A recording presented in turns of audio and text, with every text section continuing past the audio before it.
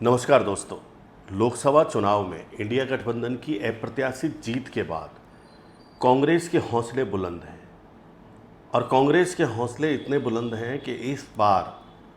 संसद के पहले सत्र में कांग्रेस एक ऐसा प्रस्ताव भी ला सकती है जिसमें अग्निवीर योजना को ख़त्म करने के लिए प्रस्ताव होगा। इसका साफ संकेत आज रोहतक लोकसभा क्षेत्र के सांसद दीपेंद्र हुड्डा ने अखिल भारतीय कांग्रेस कमेटी के कार्यालय में एक प्रेस कॉन्फ्रेंस में दी। दीपेंद्र हुड्डा ने जो मुद्दे उठाए हैं वो बड़े गंभीर मुद्दे हैं, लेकिन उनकी पुष्टि सरकार किस तरीके से करती है, उन मुद्दों को किस तरीके से लेती है, उन आरोपों को किस तरीके से लेती है सरकार, ये संसद के पहले सत्र में पता चलेगी। अभी दीपेंद्र हुड्डा ने कहा है कि फौज ने जो आंतरिक सर्वे कराया है उसमें अग्निवीर योजना को ठीक नहीं माना है। अग्निवीर योजना के एक आंकड़े उन्होंने हरियाणा को लेकर के दिए कि पहले जब नियमित भर्ती होती थी फौज में तो हरियाणा से 5400 भर्तियां होती थी प्रतिवर्ष। इस बार 923 युवाओं की भर्ती हुई और उनमें से भी जो परमानेंट नौकरी मिलेगी वो 223 को मिलेगी।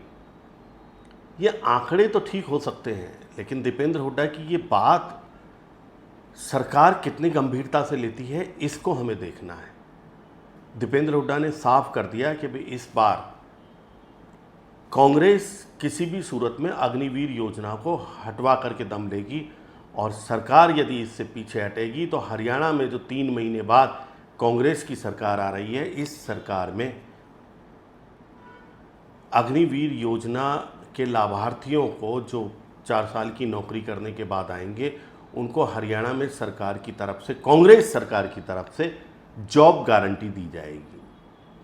कई मुद्दे उन्होंने उठाए कि भाई इस वक्त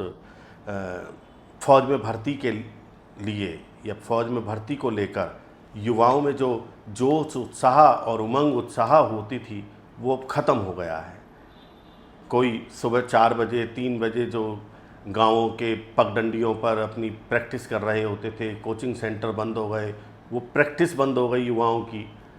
तो ये मुद्दे दीपेंद्र हुड्डा ने आज बड़ी गंभीरता से अखिल भारतीय कांग्रेस कार्यालय के दफ्तर में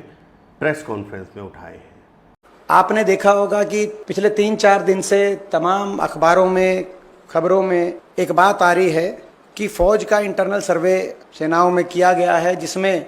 अग्निपथ योजना के बारे में बहुत सी खामियां, हमारे देश की सेनाएं बहुत सी खामियों का सामना कर रही हैं। इन खामियों को किस तरीके से ठीक किया जाए उसके बारे में अलग अलग अटकलें जो इंटरनल सर्वे, जो आर्मी का इंटरनल सर्वे जिसको कोट करके सारे अखबारों ने ये अपनी खबरें प्रकाशित करी हैं, उसमें कुछ बातें निकल के आई हैं